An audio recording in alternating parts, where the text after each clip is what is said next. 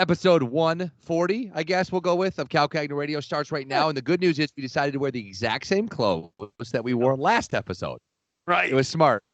Right. And it's called forethought. Yeah, we decided to do that just because it's not because Joe's going out of town for 10 days and we recorded 2 at once. Dude, okay, so Joe told me just a second ago something off the cuff that I think is crazy to me. Like last episode, you let me go on and on about Peloton, which was fine at best. And then you blurted out something that I can't believe. You said an eBay record? Yeah, so during COVID, I've talked about it prior, and I could go on and on and on because it's one of those things. It's like that's cool. You don't need to. It's fine. Yeah, it's like a passion with I me. just get up. I got back into my comic books, and I've been like going through my comic books and kind of getting some together that like I was thinking about selling, and then by being on eBay, kind of looking, I saw some comics where I'm like, oh, you know what? I might buy that comic to invest and then sell it. So when did you buy this comic? I bought this comic. Well, now 6 weeks ago. Okay. So 6 weeks ago, I bought a comic. You know, the new movie Into the Spider-Verse.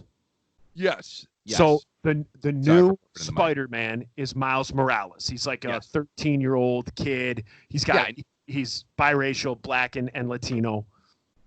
So obviously, it's a huge new character that Marvel's brought out. It's huge culturally, especially with stuff that's going on now in the world.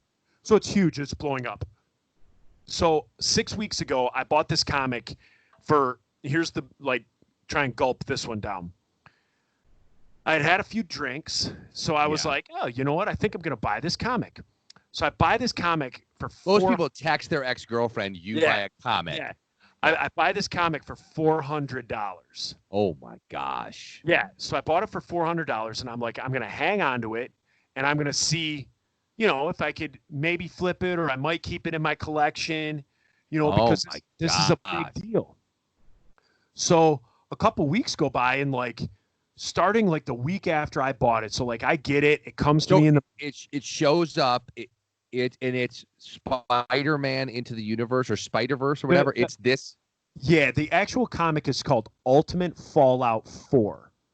And so it was called Ultimate Fallout, and it was a 4-book series. So this is the 4th of Ultimate Fallout. And it's the one where the new Spider-Man is revealed, which is Miles Morales. And this is $400. Now, how do you feel about that price when you get it? I mean, do you feel like that's fair?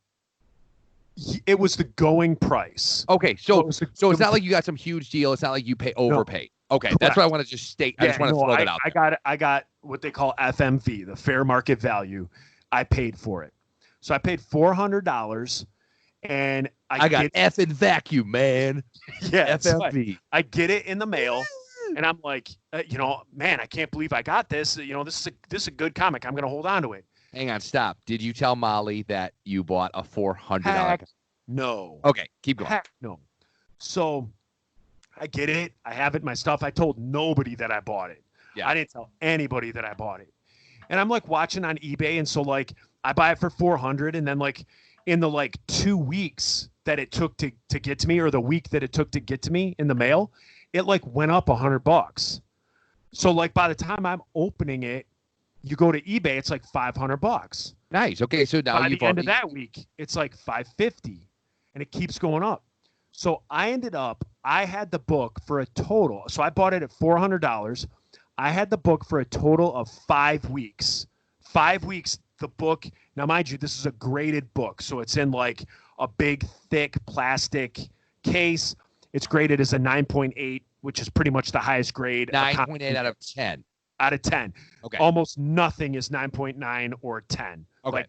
Almost nothing. So except for Honus Wagner. Right. So 9.8 is the benchmark that people go by.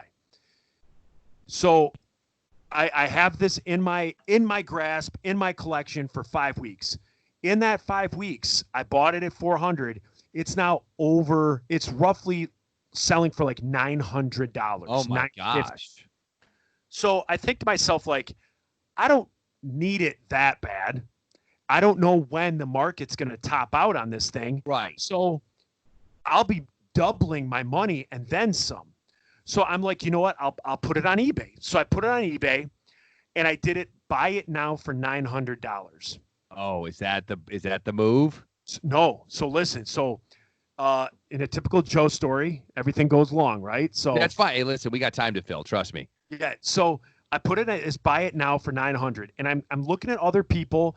Other people have it. Buy it now for 920, 930. Oh, so how many do you say are on eBay? Right now there's probably 9.8s. There's probably 6. Okay. So, 6 to buy. But they're very sought after, clearly. Very sought after.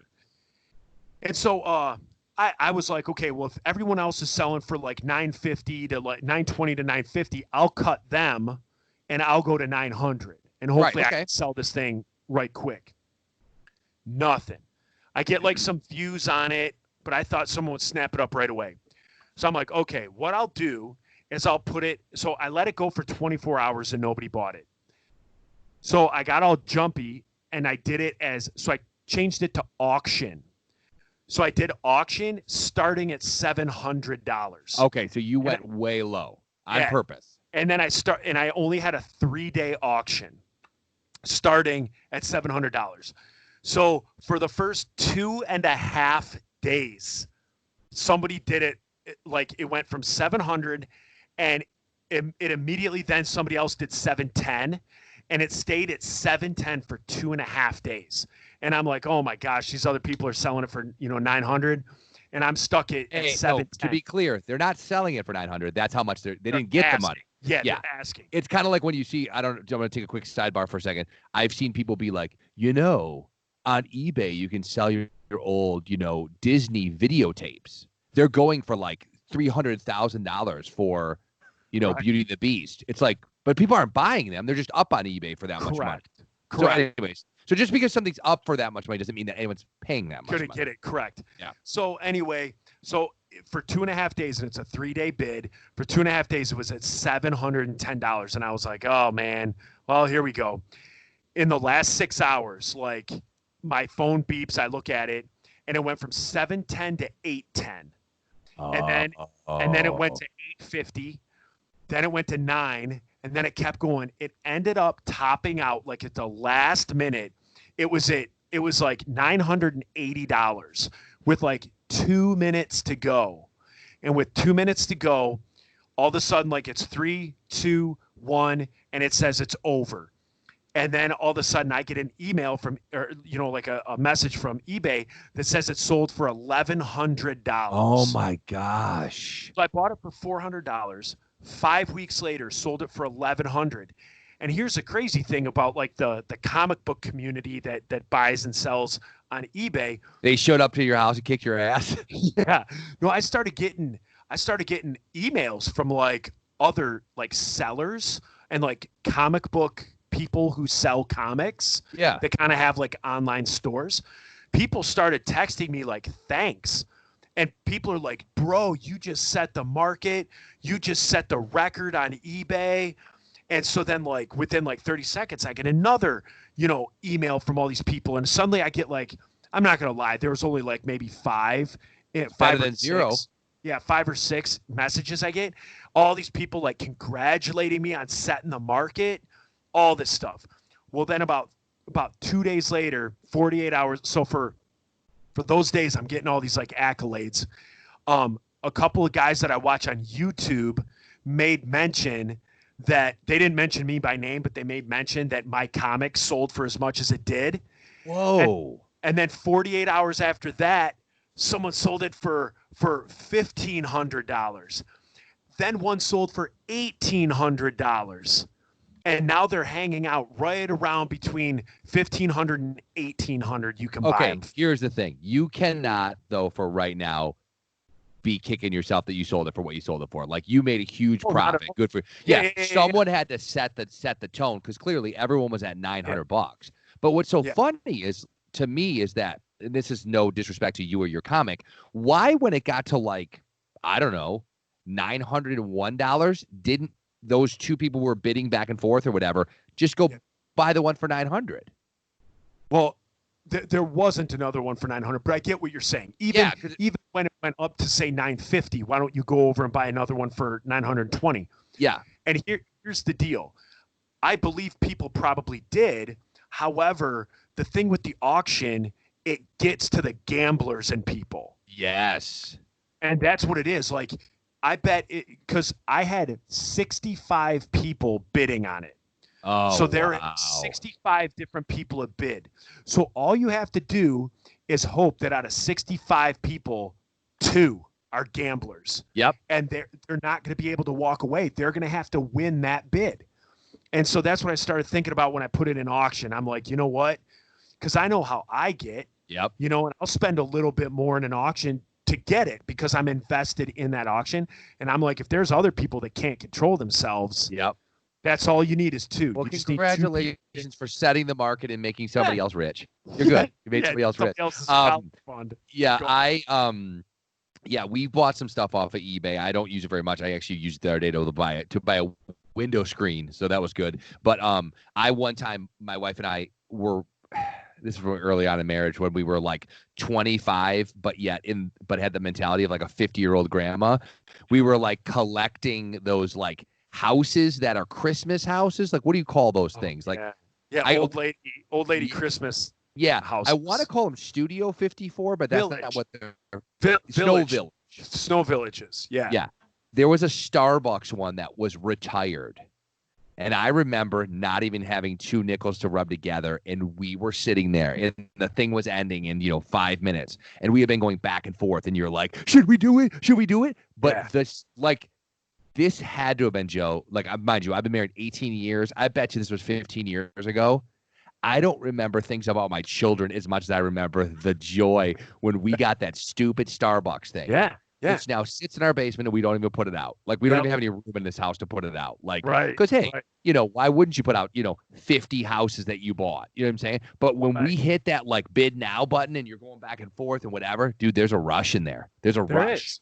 There definitely is, and it's something that, when you just start popping away at it and you start figuring out and you're trying to. Like the thing now is what I've figured out about eBay. And so here's the other thing. So not only did I sell that comic, like I got a pretty good little racket going. Like I've noticed through COVID, I got a pretty good sense for comics. So I've sold other ones too. And so when you're looking at like investment and return, like I've bought other comics for say like $60, turned around and sold it for $100. Yeah. Bought one for $100, turned around, sold it for $135. So I kind of have this like decent little knack for doing this. Yeah. And but the one thing that I've noticed on eBay is I'll find not like the big ones, so not like an Ultimate Fallout 4, but like something smaller where there's not as many people bidding on it. And the thing I've realized is you don't bid on it, like you start the bid, right? So you got to lock in that first price, and then as soon as somebody or somebody else does, and then you don't bid right away. Right. So you don't bid when if it's a 5-day auction, you don't bid on like the first, second, third, or fourth day. You keep it as low as you can.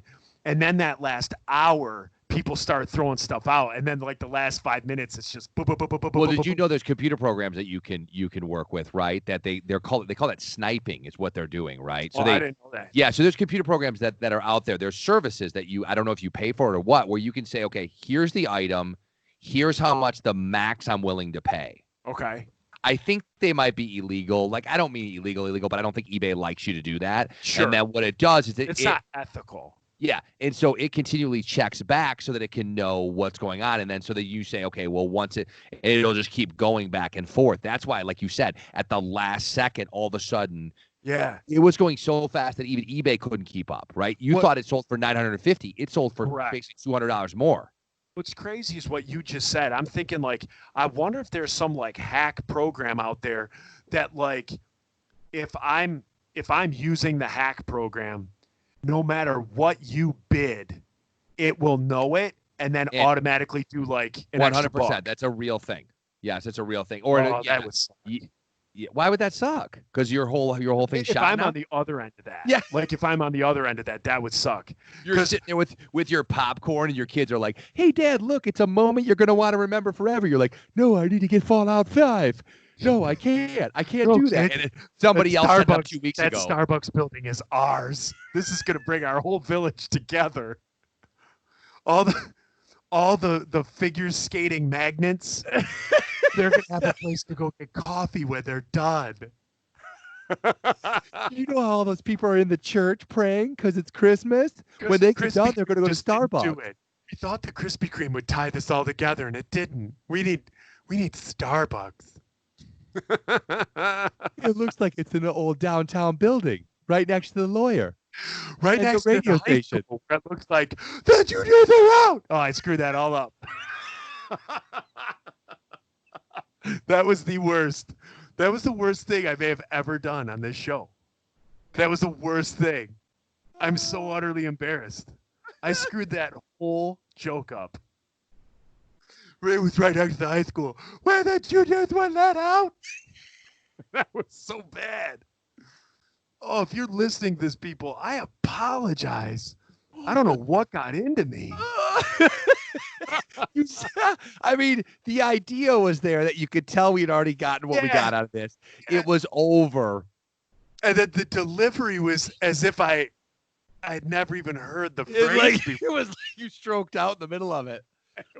Literally, we're just like, I know what I want to say, but Dad's got dementia. Like it just did. I know what I want to say, but I want to say it like Shakespeare. Third person. Where the juniors were let out. Hey, everybody. Who are the people who let the juniors out? Oh, that was awful. Okay. That was awful. Oh, okay. Oh. We'll start the next segment. That was awesome. You know, Steve Perry's already gotten out of Journey and sings, "Oh, shit, oh, and he starts it with "Should Have Been Gone." There's no music. Like, you know, there was probably like a beginning to the song, and Steve Perry walked in and was like, "No, it's going to start like this." And they're like, "But we don't know exactly what what key you're in." And he's like, "Figure it out." Flipped his cigarette, swigged the rest of his Jack, and I still don't understand how someone who sings decided to sing that high. Like all those dudes back in the day, like whether it's Poison, whether it's Roth, accommodated Lee. Yeah. Like, why did you decide that the highest octave you could find was where you wanted to sing? Yeah, I don't get it either. You could go by two things. Like, one, everybody copies everybody else. So once you get hair metal bands, everyone looks the same, and then everyone sounds the same. So you could go by that, or you could go by the fact that when you watch well, now that I'm about to say this out loud, I don't think I believe this one either. But I was going to say sometimes when you watch those old like Making the Music or Breaking the Band or something like that, you know, like a lot of these guys are like classically trained singers. They've like done like they were singing in other things before like they started their metal bands. Right. So you mean like Sebastian Bach is always the name that I always hear, where he was like supposedly like a classically trained singer that started a heavy metal band. Yeah. And so like, sure. Yeah. So when you listen to him sing, you're like, wow, he's actually got a good voice. It's just, and so then there's like Bret Michaels who's just like at the drive-in.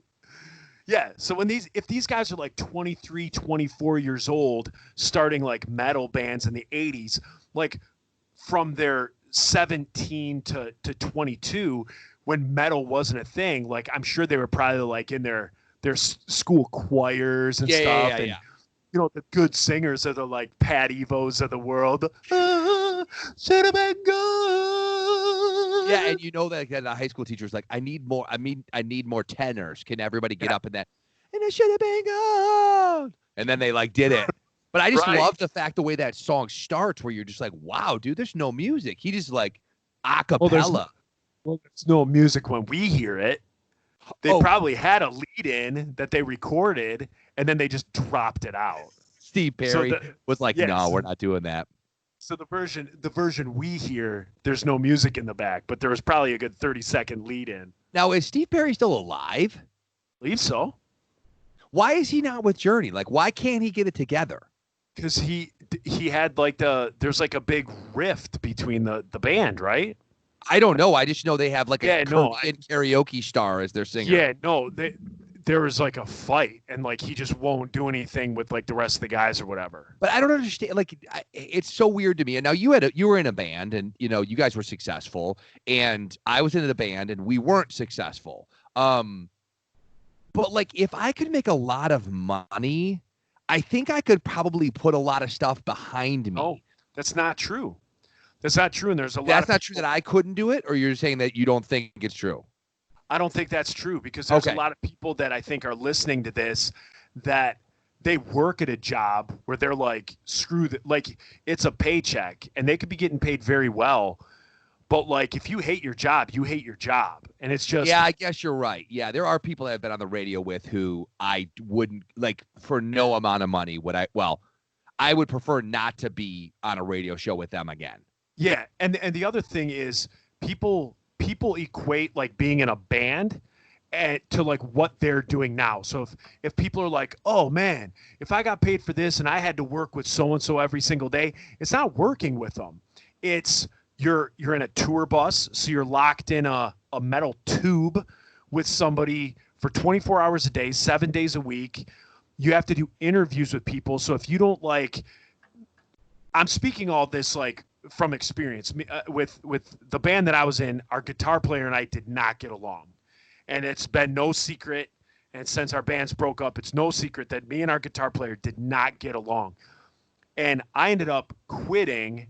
Like, our band broke up because I could not do one more tour with our guitar player. I couldn't do it.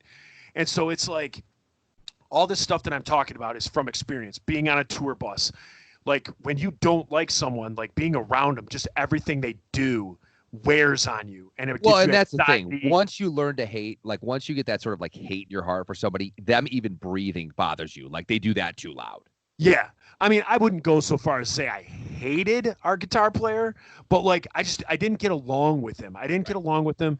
If we were in school, if we were somewhere like that, he wouldn't be someone I gravitated towards to be a friend with. He would be a kid in the class and that was it. Like, I wouldn't really have interactions with him. But then you start doing that, you do interviews, and then like because your personalities don't mesh, like he would give answers to interviews and like say things to people or say things to promoters that like you're embarrassed about. Yeah. You know, so it was like that crazy uncle that you're like, oh, just don't open your mouth. So when you start doing that, I can only imagine like at the level that like Journey was, where you're like playing stadiums and like massive amounts of money are on the line. Like, you're just like, you know what, I'm done with this. Like, this guy embarrasses me, or right. People embarrass. That's all I can think of. Is like, no, and I think, as you know, sort of people on the outside, you think the same thing, which is like, how hard is it? Like, whether you're Blink-182 or whether you're I almost said Queen, but the lead singer of Queen can't be in Queen right now for obvious reasons. Yeah, even if he wants to be. Yeah. But, you know, Journey or things like that where you're like, well, I don't understand. Or Jimmy Page and, you know, Robert Plant, where you're like, why can't they just get it together? Yeah. But I think, like you said, especially these groups, and, you know, I've said it before, you know, I'm a huge fan of the band or the group New Edition, who those guys can't get it together ever. I mean, you know, on the heels of them having a 3-part miniseries on BET, all they had to do go out is tour together. And they're not even on speaking terms today, when 2 years ago they were touring together, because they've been together since they're 12 years old. Like you said, it's the same shit, different day. Like, as much as we're all like, we love Bobby Brown, they're like, if we have to hear Bobby Brown say the same thing over or try to steal the show or do whatever, eventually you're like you said, you just get to the point where you're like, dude, this isn't even worth it. And it depends how he managed his money. So Steve Perry, he might not need the money. True. So when the headache is presented, you know, like, who knows, like, how the guitar player or the keytar player spent his money. So when they're like, hey, we're going to go tour. Yeah, absolutely. I'm in. Like, I got to pay the bills. But when Steve Perry, like, he could be like, you know what? I got all the money I need. I live a nice life. I do not need that headache. Well, yeah, and that's the thing. Maybe he's smart enough to realize it, because how many times you see Van Halen's a great example. We talk about them all the time because we love David Lee Roth for so many reasons. Heck yeah. You see how they try to get back together. I mean, they've probably done how many reunion tours? 3 or 4? Right. And they can't even limp along and can't even get through 10 cities because it's the same thing every It's the same single thing. time. So what broke you up the first time, when you get back together, like time heals scars in the sense that like once you're doing something new and you found your happiness, like that stuff that doesn't bother you. But when you get back into it, you know, it's like I have a bum knee, right? So like I have a knee that's all screwed up from playing basketball. Well, if I don't play basketball, I was with you. Remember when I blew my knee out? Yeah. Basketball? Well, so all these years later, 20 years later, my knee's still it's still bad. So on a day-to-day basis, like I could think about playing basketball and like the idea of like, oh yeah, we should get together and hoop it up. Sounds great. But as soon as you get in the gym and like you have to do that, it's like my knee can't handle it. So when you're actually faced with what you're doing, I think that's how it is in music. Like it's cool to think about the good times when enough space has gone by. But then when you actually get back into it and you're like, this sucks. Like, well, and also being in a tour bus sucks. Doing all that habits sucks. die hard too, right? Like, and it's like you're thinking, well, let's get together and we'll do a new album. And then it's the guy doesn't show up, or he shows up 2 hours late, or you know what I mean? He shows up drunk. You're older and you're more set in your ways. Well, yeah. And the thing is, like, and you're like, dude, now I remember why I hated working with this guy, because when we were great, but when, you know, like you said, when you show, that's why there's a lot of these groups where they have like other members where they kick someone out. You know what I mean? Yeah.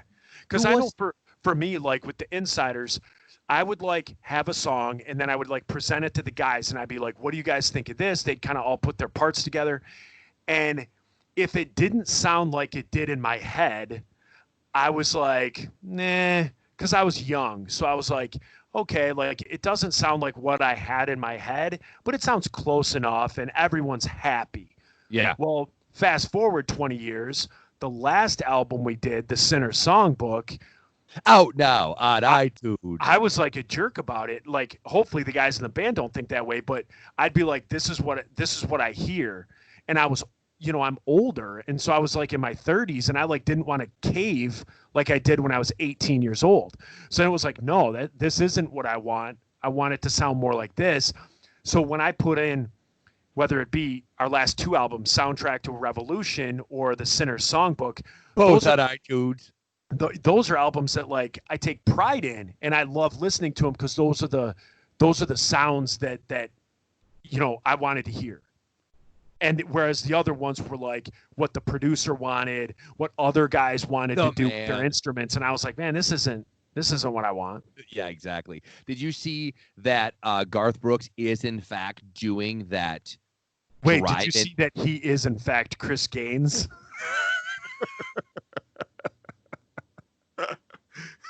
I forgot about Chris Gaines. Yeah. Hey, I pause this because suddenly my computer's telling me that it doesn't have power, so I have to figure out why it doesn't have power. 1 sec.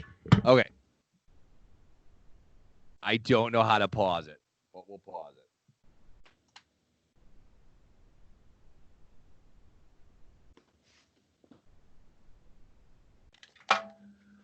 I found out why it did have power. The puppy pulled the cord out. Yeah, there you go. Chewing out the cord. Yeah, it's been running on human power. Right. It's been running on a feeling. Right. So did you see though this Garth Brooks thing? You know how we were talking about going to a drive-in? Yes. Did you see how much it is? Oh, actually, you know what? No, I don't know what you're talking about. Okay, so anyway, so Chris, we're going to talk about the Garth Brooks special that was on Netflix. Oh no, I didn't see that documentary. Is it good? It's good in the sense that it's a really good documentary on Garth Brooks, but it's horrible in the sense that Garth Brooks appears to be the biggest phony. It looked like, well, this is what it looked like. So I'm sure listeners have seen it. I'm a huge Garth Brooks fan. I'm still a huge Garth Brooks fan. I like Garth Brooks a lot, yeah. The problem is he's an entertainer. And so an entertainer, this is my take, takes a lot of pride in what he does. So every single thing in this documentary, like when they ask him, like he goes on a big thing about shaking hands. So normally, like, let's say it was me and somebody interviews me and I'm like, yeah, you know what? I can learn a lot from like shaking somebody's hand. Like, you know, there's a matter of trust there. Boom, cut, print it. For him, everything is like zoom in and he's like, you know, when you take a man's hand. Oh gosh. And when you shake a man's hand, that tells me everything there is. You know, they were like, cut, do it again. Yeah.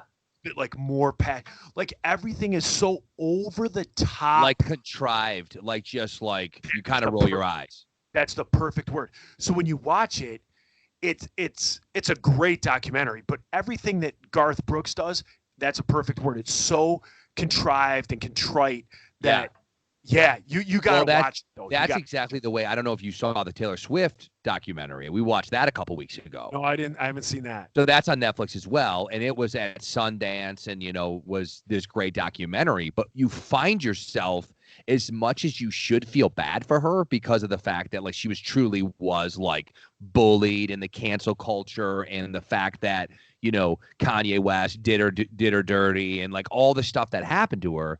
But because of the way it's presented, you kind of are like, shut up. You're rich. Shut up. Like, okay. Stop, dude. Okay. Like, you know what I mean? Like, there's that moment where you're like, yeah, I feel really bad for this girl. She's just a girl who's, being bullied on the internet. And then you're just like, yeah, but you're kind of coming across as like a kind of a rich bitch too. Okay. And I mean, yeah, you should watch it. But anyway, so Chris, I'll watch it tonight. So does Chris Gaines, is he in the... He in? They do a huge thing on Chris Gaines. They do not. They do. And so do they pretend he's a real person again? They had this whole thing, and see, here's the problem. This is what I learned from the documentary. So there was going to be a movie. Oh gosh. There was going to be a movie, and then the Chris Gaines album was going to accompany the movie. Okay? So that's what it was. That's what it was. So Garth Brooks, they did this whole movie. It was supposed to be, from what it sounds like, it was supposed to be a really good movie. And he did like the soundtrack to it as Chris Gaines. So the way it landed with the way albums have to come out, albums are scheduled to come out months in advance. Yeah. So they scheduled the quarters release. And there's quarters of the year, and there's times. Yep. And Yep. So all the stuff is different with music than it is with movies. Oh, so right. They like planned everything. It was supposed to come out. Garth Brooks, by his own admission, and other people in the industry say that Chris Gaines' album is the best stuff Garth Brooks has ever done. Really? And then they shelved the movie. So everything was like set to come out. And then they were like, you know what? We're not doing the movie. We're not releasing it. And so now he's stuck with this fake character. So it's a fake character. So then the record company and stuff was like, dude, this is fantastic stuff. And instead of being like, let's just cut it again as Garth Brooks, he was like, no. He was like all in on this like project. In hindsight, 30 years later, does he realize the misstep of Chris Gaines, or does he still think that was the right move? No, he realizes the misstep by trying to force the square peg in the round hole with the movie being gone. Yeah. But like at the time, it's like, it would be like, when you cut your Mode album, you want nothing more than to like, for everyone you love to listen to that album. Because it was an art piece that you loved. Yes. So it was the same thing with him. Like he wanted everyone to hear this, but the movie didn't come out. And like the reviews and stuff like that came out, like nobody said anything that like, hey, this movie was supposed to come out, but it didn't. So here's this. Like nobody explained it. All of a sudden, like you went to Blockbuster Music one day, you went to Harmony House, and he had the hair. Yeah, and you're like, why does Garth Brooks have Tony Hawk hair? Why does he look like he's the lead singer of The Cure? Yes. And so the whole thing, it was just a big bomb. And he goes over it. They spend a lot of time on it in the documentary. Okay, now I need to watch it. Is it worth watching? Oh, 100%. It's a 10 out of 10. Okay. It's a 10 out of 10 documentary. And then as you listen to it, you do that thing where I'm sure you're like me, where when you listen to documentaries of bands, you start adding all those songs to your playlist. Yeah, for sure. Like yeah. So it's one of those that you're just like, oh my gosh, he has so many hits. And it's great. But him, like Garth Brooks in it, is lame. But everybody else tells this like amazing story. And then when it gets to whatever he says, you're like, oh, just shut your mouth. Well, yeah, and that's the thing. Like he just kind of believes his own hype, I think, after a while. And that's the thing. It's funny that you say that, because that's how the Taylor Swift thing is. When she talks to the camera, you're like, shut up. But when like you watch her working in the studio, you're like, wow, she's really talented. Or when you see her working with the guy from Panic at the Disco on that song and you hear that there's different words and they're working through it and she's playing the piano and she's like, I don't know if this is right. You're like, wow, this is pretty cool to see the behind the scenes. But then when she's like sitting there with like her cat and like holding her knee and being like, with cancel culture, it was really hard for me to be like, dude. Yeah, because I think one is true and honest and from the heart. Yeah. And then the other one is like, for this shot, we're gonna put you in that chair over here and oversized sweatshirt. Here's a cat. Probably what you saw was probably the 13th take of her saying the same thing a different way, and it doesn't sound from the heart. But when she's in her element, which is in a studio making music, like you're like, oh, dude, that girl's amazing. Exactly. But, so that's how Garth Brooks was. Okay, well, I'm gonna definitely check it out. Where's that on? Netflix? Netflix, yeah. Okay, it originally aired on like A&E or something like that. A&E. It was 2 nights in a row. Like did A&E take it? They took a break from Ghost Hunters to put that on. Maybe it was on some show, FX or A&E or something like that. Yeah. And it was like Saturday, like a Saturday night was like 2 hours, and then Sunday night was 2 hours. Oh wow, so it's long, but they take out the commercials though, so it's probably shorter. Yeah, so then on Netflix, yeah, it's 2 parts, yeah. Yeah, so either way, so he's doing this thing though with a drive-in concert, but it's so weird to me. So it's $100 a car, and it's airing or showing at these drive-in movie theaters across the country on the same night at the same time, but it's recorded. So it's a pre-recorded concert that they're airing on the big, like on a big screen, all across the country, and charging $100 a ticket. Now, mind you, you could bring a limo bus and that would be $100. I'm just surprised though that if you're going to go through all that trouble, why not do it live? Right. Because then the next afternoon matinee show, it's like $8 a car. You're like, wait a second, why did we just pay $100 for Friday? Yeah, because that's the thing. Conceivably, he could rerun it as many times as he wanted to. Yeah, that's weird. I don't know. I just thought it was odd because we had kind of joked about it because my friend Adam Graham, film critic from the Detroit News, he had written an article, would you show up to drive-in theaters? Remember, we were talking about this, like where if they in the and we were talking about David Lee Roth on roller skates. Remember? We said he was going up cars like the Sonic girls. But yeah, this is actually different. And I just don't know. I mean, for free, would you go to snapping his gum and twirling his hair while he's bringing you your tots? and then jumps up on his skates, grinds off your bumper, and then does the Russian splits. And then he says, deal with it, pops. Then he says, deal with it, pops. You're like, what? Why are you calling me pops? I mean, Garth Brooks, I know he's not your favorite, but like, for free, would you go to that? Like, I can't believe that anyone would pay $100 to sit into my own car. Yeah, no, I'm not paying $100 to do any of that.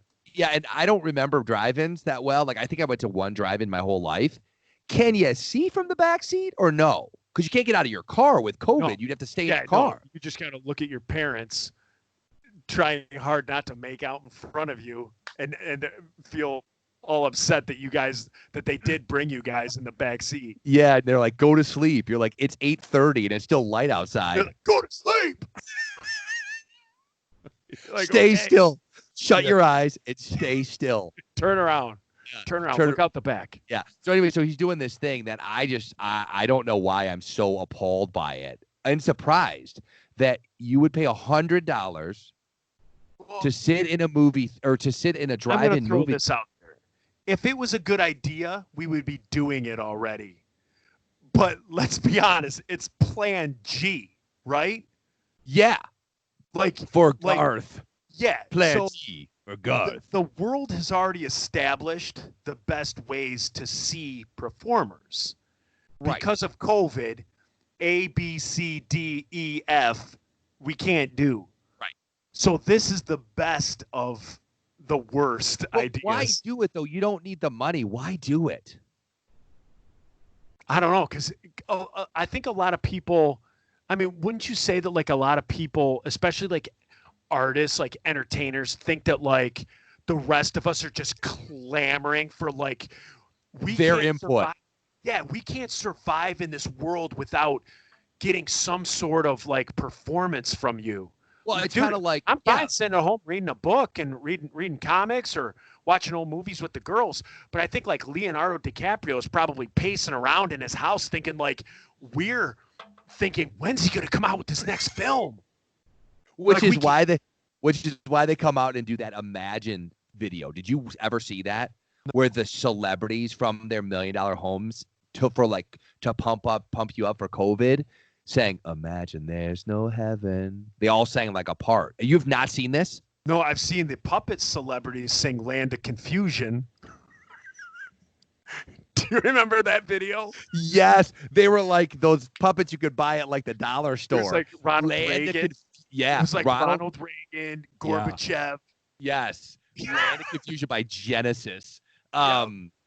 Yeah, YouTube, dude, I remember that video. Yeah, that's good. No, but so it's like Sarah Silverman and like the girl Gal Gadot or whatever who plays Wonder Woman, and they thought they were doing the world a favor, and you're like, dude, just because you're a celebrity, right? Yeah, exactly. And the thing is that everyone clowned on them, and it's like you said, they're sitting at their house thinking, what can I do to make people look at me because the spotlight's getting too cold? Like Hollywood thinks the rest of the world, the rest of the United States with COVID, like we're all in our basements, just like by candlelight, just thinking what like this whole world is gray now. Yeah. But we need something from you. We need something from you, Garth We need Brooks. Dax, something from Dax Shepard and we need Dax and Kristen Bell. Kristen Bell to come out and eat say some hot peppers again or something, you know, to eat some hot chocolate. But we're not, man. No. Just relax. We'll finish doing what we've started doing. We'll finish the projects around the house. Yep. We'll finish writing that novel we always needed time to write. Right. We'll do all that. We'll get to know our kids again. And guess what? When it's all over, Garth, I'll come to your regular concert. Yeah, you can just go ahead and book a show in 2021. We'll be there. Yeah. We'll go to Joe Louis and watch you. We'll pay, and I'll pay $30. Yeah, guess what, Garth? It'll be sold out. Yeah, you'll like, still do just fine. Your sweet head. You know what it'll be full of? Junior's out! You know what it'll be full of?